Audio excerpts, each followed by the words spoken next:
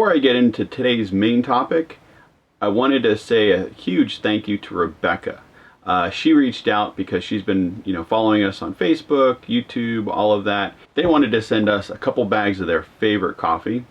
So it was actually shipped up to a buddies of mine place that we're going to go meet in about, a month or so. So I'm really excited to get up there, tear into the coffee, and start making a few cups and tell you guys all about it. So one thing we've kind of been alluding to throughout different videos is we're actually considering moving down to a camper van. This is it's better known as a Class B. They're built on like the Sprinter or the Dodge ProMaster chassis, and we've looked at a few of them. And I remember when we first started out on this journey of looking to find the perfect RV, we stopped by an Airstream dealer because they make some, and we walked through it and we thought, man, this is awesome. But at the time, we felt like we had to have something really big. We looked at it and said, man, there's no way we'd be able to bring all the stuff we need, have room for the dogs, and this is really something to use on the weekend and not something to live out of. But as we've been living in here, it feels really big, which isn't a bad thing. I mean, I love having the room, but we have a lot of stuff in here we really don't need. And for me, the reason I really am looking forward to moving down to a camper van is to get into a lot more places. And until you get on the road and you're RVing, this might not make sense.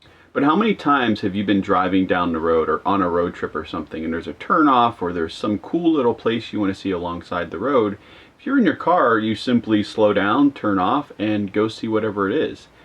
With us, when you've got a 30-foot RV with a tow bar, a car, I mean, we're probably 45, 50 feet long, and that really limits how many places, as you're driving down the road, you can just pull off and go into. So if we had a van, that process would be so much easier. It'd just be like driving a car. Yes, it's going to be a little bit longer, but it can fit in most parking spots. You can take it anywhere. We can get down some roads we would never take the RV on. And Kate and I would actually drive separately. So we would keep the Jeep. We wouldn't try to tow it behind the van. Now, it's funny, Kate and I came to the same conclusion at the same time, where we were both sitting around, we looked at each other and said, you know what?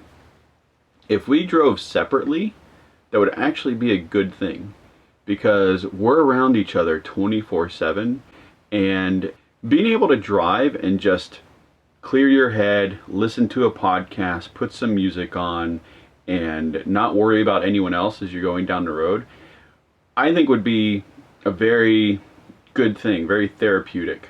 It's nice to have that alone time. And as much as I hated commuting to work every day, the hour and a half I would spend in the morning going to work, I would have my coffee. I'd have a little like Tupperware thing of almonds. There's a specific podcast that I would listen to called the Survival Podcast. And it was just a really nice time. Just to be by myself, have my own thoughts. And actually, we're going to be on the Survival Podcast. We're recording with them in May. I'm not sure when it will air, but we'll let you guys know. So that's kind of a really exciting thing for us too. So now we're looking for vans, and I realize it's not all going to be rosy. I foresee a lot of problems. And, let me put that another way. I don't think they're problems. I think they're things that we're going to have to overcome. One of them being the bathroom.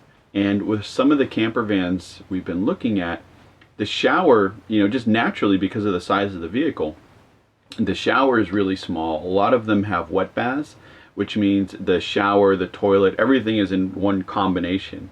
And I don't know how well that's going to work out for me. I do see, if we move down to a camper van, a lot more RV parks in our future.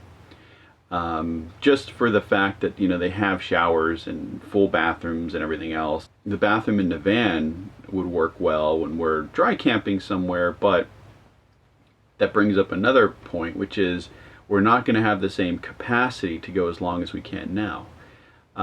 With this RV, we have a 70-gallon water tank. It's 60-gallon gray and 40-gallon black.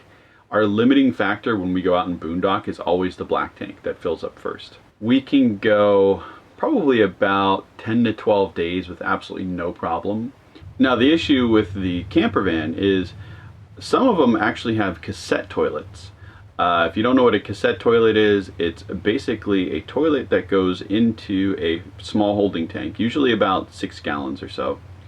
And then when you're ready to dump, you pull the cassette out of the RV, you wheel it down to the dump station or the sewer connection, and there's a little outlet you open, pour it in, and then there's a release button. My concern there is it's 6 gallons.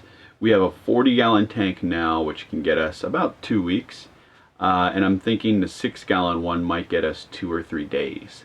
The ones that do have a black tank are about, we've seen them anywhere between, I think, 13 to 20 gallons, which we could get for a while, especially if we conserved and we went out more. I also need a good place to work.